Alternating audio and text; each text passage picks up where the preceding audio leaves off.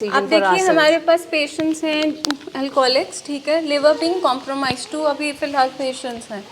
And they said ma'am 2018 एक 18 and दूसरे ने बोला 2019 विच मैम सानू क्लियर कट लाइक गेस्ट्रोलॉजिस्ट, मतलब उसने मना कर दिया था कि नहीं लेनी अल्कोहल।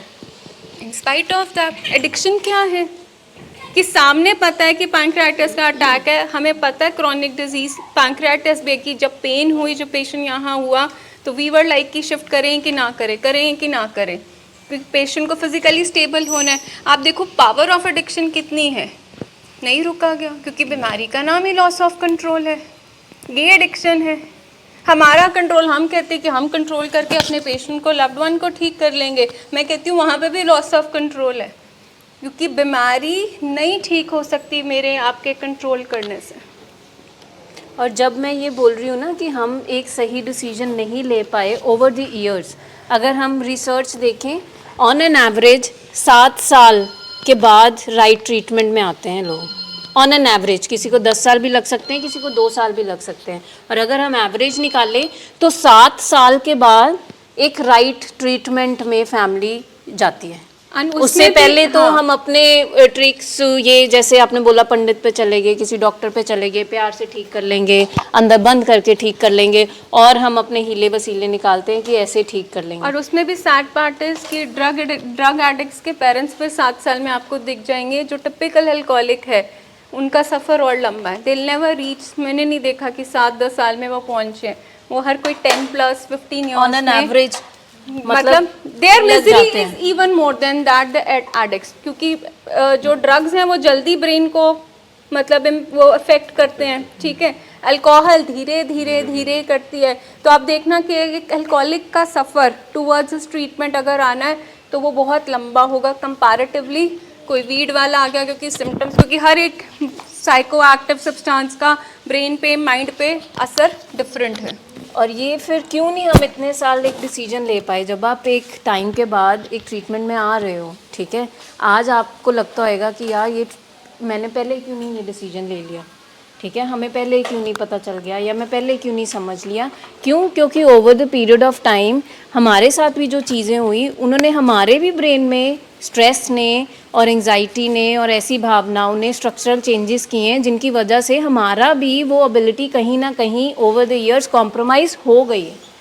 हम भी अपने लव्ड वन के लिए कोई ठीक डिसीजन नहीं ले पाए, ठीक है, क्योंकि शैडो इलनेस की अगर हम बात करें तो शैडो इलनेस क्या है कि उसकी भी वो चीज़ कॉम्प्रोमाइज़ हो गई है कि अपने लिए सही गलत फैसला नहीं ले रहा, एंड मैं उसके साथ रह के मेरे अंदर भी वो इलनेस ऐसे आ गई है कि मैं भी एक सही फैसला अपने लव्ड वन के लिए ओवर द ईयर्स नहीं ले पाई। क्योंकि क्या होता है जब हम साथ रहते हैं तो प्रॉबेबली सबसे पहले केमिकल चेंजेस, एक हमारे पेशेंट के दिमाग में केमिकल चेंजेस आते हैं, ठीक है, फिर उसके बाद उसके फंक्शनल चेंजेस, ब्रेन का फंक्शनिंग चेंज होती है, एंड देन ब्रेन का स्ट्रक्चर। कई बार हम देखते हैं, हम MRI कराते हैं तो आती है चेंजेस आते हैं उसमें। सिमिलरली जब पेशेंट की फैमिली साथ रहती है तो जिनका कॉन्टीन्यूसली जो स्ट्रेस एंजाइटी में रहेंगे तो उनके भी तो केमिकल चेंजेस आपको आएंगे, क्योंकि आप दिन रात कॉन्स्टेंट एक फियर में हो, प्रेशर में हो, स्ट्रेस में हो, तो आपके अंदर भी तो chemical changes. So comparatively we say that कि हाँ फैमिलीज़ के अंदर भी शेडो इलनेस, उस बीमारी का परछावा उस बंदे के अंदर भी आता है जो उसके इर्द गिर्द रहता है। सो 3 चीज़ें फ्रॉम योर शेयरिंग, ठीक है। सबसे पहले इन्होंने बोला जो मेरा सबसे पहले मेरे मिस्टेकन बिलीफ टूटी कि ये आदत नहीं बीमारी है, और बीमारी भी दिमागी बीमारी। सेकेंड इनकी शेयरिंग से वी कम टू नो कि लाइक कि recovery can not be done all alone. Recovery के लिए एक सपोर्ट ग्रुप, एक ट्रीटमेंट प्लान, एक रिकवरी प्रोग्राम मस्ट है। कोई कह दे जी मैं कल रिकवरी कर लेगा, ऐसा नहीं होने वाला। एंड देन उसके बाद पेशेंट तो बीमार है ही है, फैमिली के अंदर भी शैडो इलनेस चलती है, ठीक है। एंड वहाँ से जो वो फोकस शुरू होता है, दैट्स एग्जैक्टली वहाँ से आपकी हीलिंग शुरू होती है, क्योंकि एक एडिक्ट के साथ रिलेशनशिप, ठीक है, आपका ब्रदर है, पापा ने फ़ोन किया तो पता लगेगा, स्टार्ट हैविंग दैट डिस्पाइज करना, हेट करना, ठीक है। दूसरे मोमेंट पे आपको कभी लगेगा नहीं यार बेचारा। सो रिलेशनशिप विद एन एडिक्ट के साथ हमेशा लव एंड हेट का चलता रहता। ठीक है, तो हम कहाँ पे, हम भी तो कांस्टेंट वेवरिंग में ही रह रहे हैं। बिल्कुल बिल्कुल। सो इस चीज़ में ये और सेकेंडली जो आपने सबसे पहले बोला, एक चीज़ ये अंडरस्टैंड करनी है कि बीमारी पहले से प्री डिस्पोज्ड हमारे अंदर थी, आप पैदा होते हो उसके साथ। ठीक है। मतलब आपने जो स्टेटमेंट दिया उसको थोड़ा सा मैं मॉडिफाई कर रही हूँ। यहाँ पे जितने भी लोग बैठे हैं कि जब हम पैदा होते हैं वी आर वल्नरेबल, ये जो 10% वाले लोग हैं इनके अंदर बीमारी पहले से ही है, क्योंकि बीमारी प्राइमरी है। All of a sudden 1% addict नहीं बनता कि उसने किया और वो जाके एडिक्शन में चला गया। बीमारी आपके अंदर थी, नशा आया, बीमारी सरफेस के ऊपर आई, ठीक है। तो we are genetically predisposed. जो बिहेवियरल कह रहे हो ना, तो कहीं ना कहीं सब्सटेंस बाद में आया हो सकता है, ठीक है। हमारे लव्ड वन की लाइफ में जिनके लिए आप यहाँ पे आज बैठे हो, सब्सटेंस बाद में आया हो सकता है, बट वो कहीं ना कहीं एडिक्टिव पैटर्न्स, बिहेवियर्स, वो कहीं ना कहीं शुरू से थे, ठीक है। तो नंबर जिनको वन यू हम नीड टू निग्लेक्ट, जो इग्नोर हो गए या जो हम थोड़े से नहीं उन पे वॉचफुल रहे, वो कहीं ना कहीं थोड़े बहुते थे, बट जब वो सब्सटेंस आया तो वो चीज़ सरफेस पे आई। मतलब लॉन्ग लास्टिंग हमने पहला किया, बीमारी लॉन्ग लास्टिंग है, डायबिटीज जैसे चलेगा, ठीक है, वैसे ये बीमारी भी साथ चलने वाली है एवरीवन। सेकेंडली जो हम कहेंगे बीमारी प्राइमरी है, प्राइमरी मीन्स हम जेनेटिकली ये बच्चे पहले से ही प्री डिस्पोज थे, डायबिटीज, लाइट हाइपरटेंशन, हेरिडिटरी कह लीजिए, ठीक है। ज़रूरी नहीं है कि हमारे फोर फादर्स ग्रैंड फादर्स हो, मे बी उनके अंदर कोई बिहेवियरल एडिक्शन हो, ठीक है। इन लोगों की लाइफ में जो पेयर प्रेशर या accidentally they experimented the drug, तो वो मतलब बारूद अंदर था तो वो फटा ना, दो बीमारी आई ना। इतने लोग आपके लाइफ में ट्राई करते हैं, everybody is not sitting in Bhatia hospital. So we need to understand, यहाँ पे जितने भी सब बैठे हैं कि बीमारी पहले से ही, इसीलिए हमने लास्ट टाइम आपको याद है जब किया था, we have not cause it, बीमारी तो जीन्स में आई थी। वो तो इन्वायरमेंट हो सकता है, पेशेंट का बिहेवियर हो सकता है, जहाँ उसके लाइफ में कोई सर्कमस्टांस हो सकता है जो बीमारी को डोरमेंट से उसने एक्टिव कर दिया। हम शायद सिर्फ सब्सटेंस पे वो रखते हैं फोकस ना, कि शायद हमारे पेरेंट्स या मेरे फादर ड्रिंक नहीं करते तो नहीं हो सकता है ना, ये शुरू से नहीं आई बीमारी या इसके साथ वो पैदा नहीं हो सकते। जैसे आपने वेरी राइटली यू सेड कि हमें अपनी एडिक्टिव पैटर्न्स और बिहेवियर्स पता चलते हैं, ठीक है। सो बीमारी वहाँ से आ चुकी है, ज़रूरी नहीं है सिर्फ सब्सटेंस है, it can be in any type of addiction. हमारे अगर फैमिली में ज़रूरी नहीं है कि पापा ड्रिंक करते हैं नहीं करते हैं, या कोई और एडिक्शन ली कि नहीं ली, दादा ने किसी ने, पर कहीं ना कहीं कुछ ना कुछ बिहेवियर रहा होगा। What we are trying to say is कि जैसे किसी को कैंसर डिटेक्ट होता है तो डॉक्टर पहले पूछता है आपके फैमिली में था किसी को कैंसर, या आपको डायबिटीज़ डिटेक्ट हुई है तो आपकी फैमिली में थी किसी को। वो रीज़न होता है कि genetically they are trying to figure out कि क्या है। We are predispose, we are always saying कि we are predispose to it. अब I am sorry to say, but जितने पेशेंट्स के बच्चे हैं, अब हमारे पास जितने भी पेशेंट्स हैं अभी यहाँ पे, उनके आगे किड्स हैं, लड़का है लड़की है जो भी है, तो उनके अंदर ये बीमारी जानी बहुत ज़्यादा हो सकता है कि वो चली जाए और ईजिली चली जाए। एंड आज अगर पेशेंट हमारा ठीक हो जाएगा तो वो जो बच्चे हैं वो we can beat our genes actually. Why we can, how and why we can beat our genes, अगर हमने एक पेशेंट को करेक्ट कर लिया और जितने लव्ड वंस हैं फैमिली में उन्होंने अपने बिहेवियर पैटर्न्स को करेक्ट कर लिया, तो फिर ये बाहर नहीं जाएगी आगे बीमारी। क्यों? क्योंकि बच्चे जो हैं उनके अंदर मिरर न्यूरॉन्स होते हैं, वो देख रहे हैं सब कुछ। अगर उन्होंने, उनके तक ये मैसेजेस जाएंगे या वो देखेंगे, हमें लगता है छोटे बच्चे को कुछ नहीं पता, हमें लगता है 3 इयर्स का बच्चा या 7 इयर्स का बच्चा, इसको क्या ही पता होएगा why my father is into the treatment और व्हाट, सब पता होता है उनको अंदर से सब समझ होती है। कई बच्चे कहते हैं वो गंदी चीज़ पी रहे थे, कई बच्चे कहते हैं वो काली दवाई पी रहे थे, मतलब समथिंग लाइक दैट, उनका अपना होता है ना वो। लेकिन जीन्स को कैसे बीट करेंगे? जब हमारा एक मरीज ठीक हो गया तो आगे वाली पीढ़ी में भी ठीक होने के चांसेस आ जाएंगे। लेटली बड़ा कॉन्सेप्ट स्टार्ट हुआ जेनेटिक काउंसलिंग का इन फ्यू इयर्स, ठीक है। एंड वो जेनेटिक काउंसलिंग इसीलिए शुरू किया गया था सो दैट कि एक जनरेशन अपनी पुरानी जनरेशन्स को देख सकते हैं। It's not only addiction rather than बहुत सारे बिहेवियर, जहाँ साइकाट्रिक डिसऑर्डर में भी, ठीक है, जहाँ दूसरी फिजिकल इलनेसेस में भी, कि उन्हें पता लगता जाए कि वो कैसे फैमिली ट्री चल रहा है उनका। So they get it counseling in that way. What a recently concept. Also, I would like to add one more thing कि प्राइमरी है, जेनेटिक है, हम समझ गए। जैसे सबने बोला कि हमारे दिमाग में ना सिर्फ नशा रहता है, नशा। So we also have to understand कि नशा बीमारी नहीं है, एडिक्शन बीमारी नहीं है, एडिक्शन दूसरी चीज़ों का लक्षण है। आप समझ रहे हैं? मतलब बचपन से, जैसे आपने बिल्कुल ठीक कहा कि अब पैदा होते ही थोड़ी ना कोई ड्रग्स करना शुरू कर देता है, ठीक है? तो यानी कि ड्रग्स करने से पहले वो ग्राउंड रेडी होती है, सिम्टम्स आते Symptoms आते हैं। इंडिकेशंस आती हैं, साइन एंड सिम्टम्स ज़रूर आते हैं पर हमें नहीं पता लगते।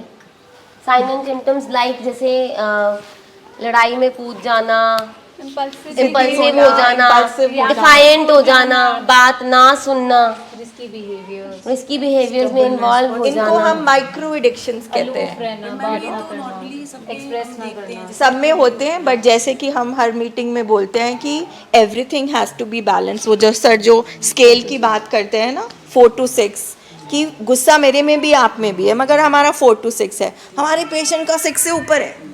हम लोगों क्या क्या होता है कि जहाँ पे आपका मेरा आप विचार नहीं मिला, डिस्कॉर्ड हुआ, तो हम वहीं पे एक दूसरे की लापा करने में चले जाते हैं। कई कई दिन हम बुलाते नहीं है, बात नहीं करते, कोल्ड वॉर हो जाती है घर में, बिल्कुल स्टोन इतना कुछ हो वॉलिंग। जाता ये है। है कि मतलब आपको बात लगी, हमें ना सेफ एग्जिट लेने आता, ठीक है? कि अगर बात हीटअप हो गई है, there is a term use called safe exit ले लो, कि ठीक है? कि वो सेफ एग्जिट का मतलब है कि मतलब यहाँ पे क्या चल रहा होता है कि एक अब ख्वाहिश किस चीज़ की है, लेटिंग मी फील राइट, ये एक हमारी ईगो आ जाती है कि आई एम राइट, हम उसके वो बात तो भूल जाते हैं। अब the need is for that I am right, हम उस पर लड़ना शुरू हो जाते हैं कि जो मैं कह रही हूँ वो ठीक है। एक चीज़ और मैं इसमें ऐडअप करूँगी।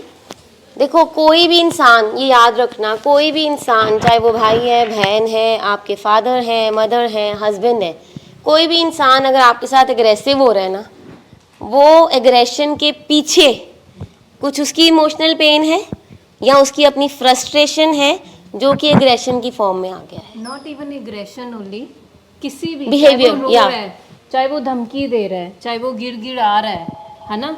सो उसके पीछे क्या है? मतलब ये सामने चीज़ हो रही है, मैं एक कदम पीछे जाके समझूं कि ये चीज़ क्यों हो रही है, ठीक है? हम क्या कहते हैं कि जो यहाँ सरफेस पे हो रहा है हम उसको डील करते हैं, ठीक है? गिड़गिड़ा रहा है, हम इमोशनल ब्लैकमेल हो जाते हैं, ठीक है? वो धमकी दे रहा है तो हम डर जाते हैं, वो गुस्सा कर रहा है तो हम रिएक्टिव, हम यहाँ वाले बंदे से यहाँ रह के ही फेस कर रहे हैं। अब क्या करना है, हमने पीछे जाना है, इमोशंस हमने पीछे जाना है। टॉप अप में आपको दिख रहे हैं ना, गुस्सा कर रहा है, धमकी दे रहा है, ठीक है, चिल्ला रहा है, रो रहा है, फ्रस्ट्रेटेड है, ठीक है? ये है प्राइमरी इमोशन। पीछे जाना, ठीक है, हमने पीछे जाना है। इमोशन क्या है उस बंदे का, उसके अंदर हलचल हुई तो ऊपर ये लैश आउट हुआ ना। मतलब क्या होता है, हमारे पास पेशेंट आता है बहुत गुस्से में होता है, ठीक है, मैं इतना कर दूंगा, मैं ये कर दूंगा, हम उसको बिठाते हैं आराम से, पानी देते हैं और उसको ऐसे ही पूछते हैं, आस्क माई टीम ऑल्सो, वो रोना शुरू कर देता है। He just want to be heard. चिल्लाने का मतलब क्या है कि मुझे सुनो, there is something that is bothering me. चिल्लाना क्यों? धीमी आवाज़ में समझ आ रहा है ना, एक बंदे को गुस्सा या चिल्लाना क्यों पड़ रहा है? बिकॉज ही वॉन्ट्स कि मेरी बात को समझो, मैं कुछ एक्सप्रेस करना चाहता हूँ, which he is not in a state to express in a subtle language, ठीक है? सो हम क्या करते हैं, उस गुस्से को हम और गुस्से में रिएक्टिव होते हैं, हम रिएक्टिव हो जाते हैं। ठीक है? सो हमने क्या करना है, अब आपका हम कह रहे हैं, आपका जो मैम ने बोला कि डिसअग्रीइंग रिस्पेक्टफुली, ठीक है, पोलाइटली। अब आपके कितने नज़रिए घर जाके नहीं मिलने वाले पेशेंट से, अभी भी नहीं। आज ही आपको वो मिलेंगे ना, आपको डिसअग्री करना है छुट्टी के लिए, डिसअग्री करना है आपको लेके जाने के लिए, डिसअग्री करना है आपको और XYZ जो वो डिमांड्स करेंगे, पर आपने कैसे डिसअग्री करना है? पोलाइटली, बेटा मैं तेरा नुकसान नहीं कर सकता, ठीक है बेटा, मैं तेरा इलाज चाहना, ठीक है बेटा, मैनू तू ठीक चाहिए। असी की कर रहे हैं, disagreeing to what he is asking from us in a very polite and respectful way. असी ये नहीं कह रहे तेरा तो हाल ही है, तू तो हमेशा ही कीता है, अज तक तो तू नुकसान अन्ना, हजे भी तेनू अकल नहीं आई, असी ये करते आए ना अज तक, ਠੀਕ ਹੈ। ਅੱਜ ਅਸੀਂ ਕੀ ਕਰਨਾ ਹੈ, ਜੋ ਚੀਜ਼ ਸਾਡੇ ਤੋਂ ਮੰਗ ਰਿਹਾ ਹੈ, ਠੀਕ ਹੈ, ਅਸੀਂ ਉਹਨੂੰ ਡਿਸਐਗਰੀ ਕਰਨਾ ਹੈ ਪੋਲਾਈਟਲੀ। ਅੱਜ ਤੁਸੀਂ ਸਾਰੇ ਮਿਲੋਗੇ ਆਪਣੇ ਬੱਚਿਆਂ ਨੂੰ, ਠੀਕ ਹੈ, ਸਾਰੇ ਮਿਲਣਗੇ ਨਾ, ਐਂਡ ਉਹ ਸਾਰੇ ਕੁਛ ਨਾ ਕੁਛ ਤੁਹਾਨੂੰ ਕਹਿਣਗੇ 2 ਦਿਨ ਪਹਿਲੇ ਲੈ ਜਾਓ, 4 ਦਿਨ ਬਾਅਦ ਚੋਂ ਨਹੀਂ, ਇੱਥੇ ਕੀ ਹੁੰਦਾ ਹੈ, ਕੁਛ ਨਹੀਂ ਹੁੰਦਾ, ਉਹ ਫੰਕਸ਼ਨ, ਉਹ ਵਿਆਹ, ਉਹ ਛੁੱਟੀ, ਸਾਰੇ 3 महीने नहीं, 1 महीना, 1 महीना नहीं, 15 दिन फॉलो अप अन्य दिनों का छोड़ा। बोल देते हैं, बोल दो घर में कोई बीमार हो गया, दादी बीमार हो गई है, कोई बात नहीं, ले जाओ, ठीक है। सो हम आप लेके जा सकते हो, फैमिली ने अगर हाँ कर दी फिर ये भेज देंगे। सो हमने क्या करना है, डिसअग्रीइंग पोलाइटली कि बच्चे मैं तेरा नुकसान नहीं कर सकती। और पता हमारे घरों में कम्युनिकेशन क्या है, एडिक्शन वाले घरों में नुक्ताचीनी, सबसे पहले नुक्ताचीनी, ये ठीक नहीं, वो ठीक नहीं, कित्थे हैं, कित्थे चले हैं, किवें आए हैं, किवें बैठे हैं, गया नहीं काम ते, ए नहीं किता, ओनली नुक्ताचीनी। उसके बाद हम क्रिटिकल रिमार्क्स पे आ जाते हैं, नुक्ताचीनी के बाद ए ठीक नहीं, उत्थे बैठ, उत्थे बैठ, पंजाबी में कहते हैं हम खुद तीली लगा लेते हैं, फिर हम कहते हैं आग बुझ जाए फटाफट, फिर वो हम प्यार करते हैं। फिर वो क्रिटिकल रिमार्क्स के बाद फिर हम डिफेंसिव, एक दूसरे से लड़ने के लिए आप बाहर हो जाता है, एक दूसरे के खिलाफ। ये बिल्कुल प्रोसेस हमारे घरों में ऐसे चल रहा है। डिफेंसिव क्या होता है कि आप में नुक्स निकाला, आपने मेरे पे, तुसी बड़ा कुछ कर लिया, तुहानू तो सारा दिन काम तो वेल नहीं मिलदी, मेरे नाल बैठ के तुसी कोई गल कीती है कदी? वो साडा अपना भरा पिंदा है, ठीक है, तो उसका और फायदा आप कौन उनकी उठाता है? गलतियां गिनाओगे। इसका फायदा कौन उठा रहा है? ये जो सारी बातें हो रही है, इसका फायदा कौन उठा रहा है? हमारा पेशेंट नहीं, हमारे पेशेंट की बीमारी। और फिर चौथे नंबर पे क्या होएगा, स्टोन वॉलिंग, ये इधर कमरे में ठा, वो उधर कमरे में ठा, और हफ्ता फिर बातचीत बंद, तू तो मेरा बेटा ही नहीं। अब डिफेंसिव में बड़ा मजा आता है, डिफेंसिव में कैसे वो जो तीली है वो पूरी आग में कैसे अब आप बदलती है। डिफेंसिव में उन्होंने आपको बोलना है तुसी भी तो पींदे हो, ठीक है, ते अपनी मम्मी को बोलेंगे आपका भाई भी तो पीता है, उसका इलाज कराओ, आप मेरे पीछे क्यों पड़े? आपने फलाने दिन मेरे साथ ये बिहेवियर किया था, मतलब इतनी पुरानी आपने ये किया होता, आपने मुझे ये इन्वेस्टमेंट दी होती, आपने मुझे ये गाड़ी ले दी होती, तो मैं ये करता ही ना, ठीक है। उनका काम है गिल्ट इंड्यूस कर रहे होते हैं ना, गिल्ट वो इंड्यूस कर रहे हैं हमारे अंदर हो जाती है। गिल्ट इंड्यूस करेगी तो अपना राह नया ढूंढेगी ना, नेक्स्ट कहाँ से डोज, नेक्स्ट हाई अप कहाँ से चाहिए। तो ये मेन गिल्ट क्या क्या इंड्यूस होती है, क्या क्या डालते हैं वो। पहला, मैंने जो कॉलेज यहाँ की स्कूल में पढ़ना था, आपने मुझे वहाँ नहीं पढ़ाया, अगर आपने डाला होता तो आज मैं यहाँ ना होता। दूसरा, जब मुझे आपकी ज़रूरत थी आप दोनों बहुत बिजी थे, आप दोनों अपने अपने कामों में थे, पेरेंट्स में गिल्ट इंड्यूस की जाती है। तीसरा, आपने अगर मुझे इतना अमाउंट दे दिया होता ये काम करने के लिए, या आपने मुझे उस जॉब के लिए जाने दिया होता, तो आज मैं यहाँ ना होता। फिर सारी ये गिल्ट के बाद जो थ्रेटनिंग बिहेवियर की बात आती है, जब हम प्रोवोक कर चुके होते हैं पेशेंट को, बोल चुके होते हैं, हमें पता भी होता है कि पेशेंट गुस्सा क्यों कर रहा है, बिकॉज उसने अपना काम करना है, अपना नशा करना है जाके, पर हम इतना प्रोवोकिंग बिहेवियर करते हैं, उसके बाद वो कहता है ठीक है अब मैं बाहर जाऊंगा, गाड़ी की चाबी उठाता है बाहर निकल जाता है, फिर हम भी प्लीडिंग पे आ जाते हैं, नहीं अच्छा ओके इट्स ओके, हम पैसे भी दे देते हैं, चल तो ऐसा कर 5,000 ना ले, 8,000 रुपया ही ले जा। हम इतना थ्रेटनिंग बिहेवियर से खुद फेयरफुल हो जाते हैं कि वाकई ये अपने आप को सेल्फ हार्म ना कर ले, वाकई ये अपना कोई बड़ा नुकसान ना कर ले, तो फिर हम उसके लिए एनेबलिंग बिहेवियर करी जाते हैं। So here the point is कि आप सबको ये बताना कि आपको अवेयर कराना कि ये 4-5 चीज़ें उन्होंने करनी है, पर उसमें हमारा रोल क्या है। हमारा रोल है हम पहले प्रवोक ना करें, जैसे मैम ने कितना ब्यूटीफुली समझाया है, वो गुस्सा कर रहा है ना, और आपको ये भी पता है वो बाहर जाने की ज़िद करेगा, आप तो उस टाइम पे आप गुस्सा ना करें, आप बैठ जाएं, आप उसको बोले ठीक है बात करते हैं, 5 मिनट 10 मिनट आधा घंटा कुछ बात करें, ठीक है, मिडवे लेके आए उसको किसी तरह से बातों में, फिर उतनी देर में वो शांत होएगा या रोएगा या फिर बताएगा मुझे तो बहुत तलब लग रही है, मैं क्या करूं, मैं नहीं जा सकते, then we have to tell कि we have to reach out. ना करे कि मुझे ये प्रॉब्लम आ रही है, तो फिर उस टाइम पे हमें कैसे पता लगेगा कि देखो जब हम यहाँ पे हैं, पहली बात वो शेयर नहीं किया उसने आज तक, तभी तो वो बीमार हो गया ना, ठीक है। अब हम बात कर रहे हैं आगे की, जब वो घर चला जाएगा, जब वो आपके पास आ जाएगा। मैम कई बार यही होता है पेशेंट्स फैमिलीज के साथ नहीं शेयर करते, ठीक है, बट मतलब sensing out the body language कि पेशेंट उदास है, पेशेंट की हलचल है, सब दिख जाता है फैमिली मेंबर्स को। अगर आपने इतना ठीक है? बोल दिया ना, अगर आप इतना मतलब देखोगे कि ठीक है, इट्स नॉट ऑलवेज कि आपको हमेशा वर्बली उनके साथ एंगेज करना है। मतलब when you just sit around और एक किसी का हाथ ही पकड़ लो कि क्या चल रहा है, आई डोंट थिंक सो कि कोई बोलेगा नहीं। बट हम क्या करते हैं, उसकी हलचल के पीछे हम भी स्पाई करना शुरू हो जाते और हैं, हम anxious हो ठीक है? जाते हैं। एंग्शियस हो गए, स्पाई करना शुरू हो जाते हैं, जो चीज़ नहीं होनी होती वो हो जाती है। ठीक है, तो ऑलवेज मैं कहती हूँ वर्बली नहीं भी एक इमोशनल लैंग्वेज आपकी बॉडी की बहुत होती है। ठीक है, नजरें नहीं मिला रहे हैं, आंखों में आंखें नहीं मिला रहे आजकल मैम। आजकल थोड़ा अकेले अकेले रह रहे हैं, ठीक है। आगे तो बच्चों के साथ भी टाइम स्पेंड कर लेते थे, अब बच्चों के साथ भी टाइम स्पेंड नहीं कर रहे। हम सारे हंस रहे हैं बट मैम इनको हंसी भी नहीं आ रही है। तो ये क्या है, ये चीज़ें ऑब्जर्वेशन है, शायद पेशेंट नहीं शेयर करेगा but you are the best जज जब वो घर चले जाएंगे। सो हम कहते हैं कि आपने बारीकी से उनका बिहेवियर सिर्फ ऑब्जर्व करके ट्रीटिंग टीम को बताना है, ठीक है, Supervise क्योंकि करो। पेशेंट्स को नहीं आता, that's why they are here. ठीक है, आपको दिख रहा है कि पेशेंट नहीं बात कर रहा है, चुप करके बैठा, इट्स नॉट दैट। आप एंगेज कर लीजिए कॉन्वर्सेशन, आपको लगता है आप उनके साथ बैठ जाइए, ठीक है, आप कोई ना कोई बात शुरू कर लीजिए, चलो यार ये गाना अच्छा लग रहा है, तो मतलब आप थोड़ा सा उसको ह्यूमरस टच में थोड़ा सा आप मतलब घर के इन्वायरमेंट को लाइट अप कर लीजिए। ज़रूरी नहीं है कि हर बार पेशेंट बोलेगा। मेरे अंदर बहुत सारी चीज़ें हैं, टर्बुलेंस है, मुझे नई शब्द आते हैं एक्सप्रेस करने के लिए, बट हाँ इफ समबडी, उसकी प्रेजेंस ही अगर मैं फील करूँ तो आई फील लिटिल सिक्योर कि कोई है मेरे पास। सो ये चीज़ें घर में पहले ये देखना ना, हमारी कम्युनिकेशन आज तक ऐसी है, हमारी कम्युनिकेशन तो हमेशा उस पर ही है, लड़ाई झगड़ा, तू मैं, ये नहीं ठीक, वो नहीं ठीक, जो हमने बोला। अगर देखो घर में ब्लेमिंग, डिफेंसिव, स्टोन वॉलिंग ये चलेगी। जैसे मैंने बोला, हल क्या है, कनेक्शन। अगर हमारे चीज़ में हमारे घर में ये 4 चीज़ें हैं ना जो मैम ने बोला, गुस्सा, डिफेंसिव होना, गिल्ट में डालना, ब्लेम करना, उंगली उठाना, फिर ताड़ फाड़ करके स्टोन वॉलिंग, पत्थर की मूर्त बन जाना, ठीक है, कि बात नहीं करनी। सो अगर तो मेरे घर में ये सारी चीज़ें चल रही हैं तो कनेक्शन के लिए कोई जगह नहीं है। फिर हम आज कैसे, अगर हमारे घर में एडिक्शन में इतने सालों से यही चीज़ें हुई हैं और कायदे अनुसार यही चीज़ें होनी भी हैं, एडिक्शन जहाँ पे होएगी, ठीक है, पर आज हमें वो चीज़ें ठीक करनी है ना।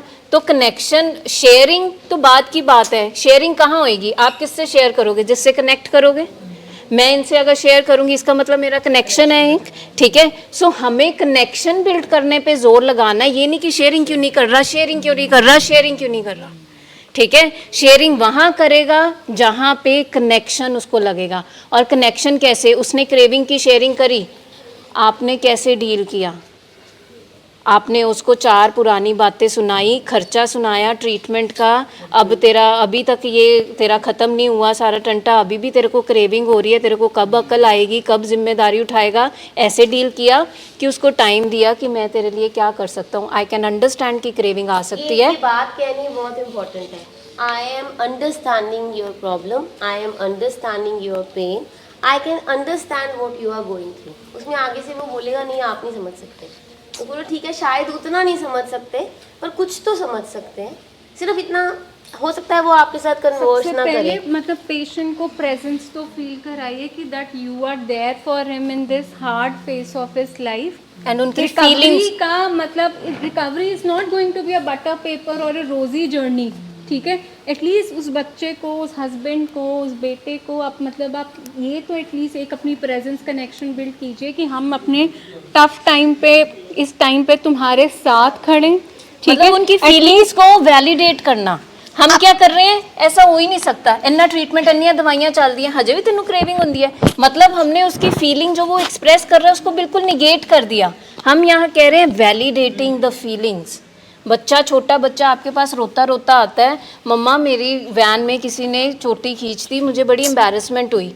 मैं, मम्मा उससे एज में बड़ी हूँ, मैं कहूँगी ये छोटी छोटी बातों का कोई फ़र्क नहीं पड़ता। मैंने क्या किया, वो बच्चे की फीलिंग्स को निगेट कर दिया।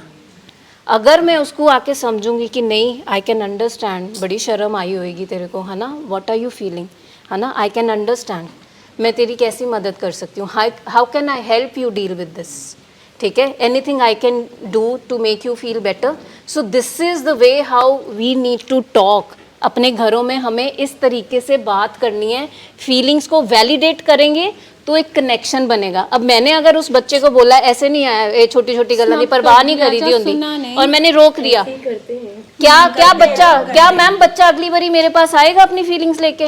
वो तो बाहर ही जाएगा। आप सोचो, आप तो हमें लगता है हम अपने बच्चे को थोड़ा टफ बना रहे हैं कि छोटी छोटी बातों पे ध्यान मत दो। ये वही तो है आयरनी। क्या है स्ट्रॉन्ग का मतलब? हमें आज तक है कि अपनी फीलिंग शेयर ना करो। वो बंदा स्ट्रॉन्ग है जो अपनी फीलिंग्स को खुद डील कर रहा है, खुद मैनेज कर रहा है, अपने अंदर उसके सैलाब आया हुआ है, वो खुल के बात नहीं कर रहा। आज हम बता रहे हैं स्ट्रॉन्ग का मतलब ये है छोटी सी छोटी फीलिंग को डिस्कस करो। The feeling of being heard, कि मेरी बात किसी ने सुन ली, ठीक है, ये बहुत बड़ा एक रिलीविंग फैक्टर होता है। क्योंकि आधी बातें तो हमारी अनसुनी हैं और आधी बातें हमारी अनकही हैं। हमारी तो इसी चीज़ों में हम फंसे पड़े हैं, अनसेड अनहर्ड। मैंने कुछ दिन पहले एक छोटा बच्चा देखा था who was just 5 years old and he used to cry whenever he used to go to school. तो हमें तो पहले लगा कि ये स्कूल फोबिया हो गया, टीचर ने डांट दिया होगा या व्हाटएवर। तो उसके पेरेंट्स ने अप्रोच किया। So I sat with him and then I asked him, बेटा क्या होता है आपको? कहता मुझे ना स्कूल जाता हूँ मैं, ठीक है मैं जाऊँगा भी, सब कुछ ठीक है, लेकिन लेने मेरे मम्मा या पापा आए। मैं कहा something has happened in your van और व्हाटएवर? तो कहता नो नथिंग हैज़ हैपेंड। मैं कहा नहीं बेटा आप बताओ। So I took some time and he was relax and he told me. कहता एक्चुअली ना मेरे वैन में जो भैया है ना उनका एक साथ में फ्रेंड आ गया। वो कहता है तेरे को तो मैं अपने साथ लेके जाऊँगा अपनी गाड़ी में या अपने वैन में, तो मुझे डर बैठ गया, ऐसे कैसे लेके जाएगा? Just 5 years old child. So I called parents and I asked them to sit with him and see what he is trying to say. ऐसा नहीं होता जो मैम कह रहे हैं, that is very much important. हमारे पास एक्चुअली हमारे पास क्या किसी के पास भी टाइम नहीं है। प्रॉब्लम इज़ दिस, आयरनी ये है कि हम इतने बिजी हैं अपने वर्क में, अपनी हर चीज़ में। जब जहाँ किसी बच्चे ने बात करने की कोशिश की है तो हम उसको बोलते कुछ नहीं होता, कुछ नहीं होता, स्ट्रांग बनो, हम स्नब कर देते हैं, अपने काम में बिजी हो जाते हैं। सो लिसनिंग शेयरिंग के साथ साथ लिसनिंग भी बहुत इम्पॉर्टेंट है।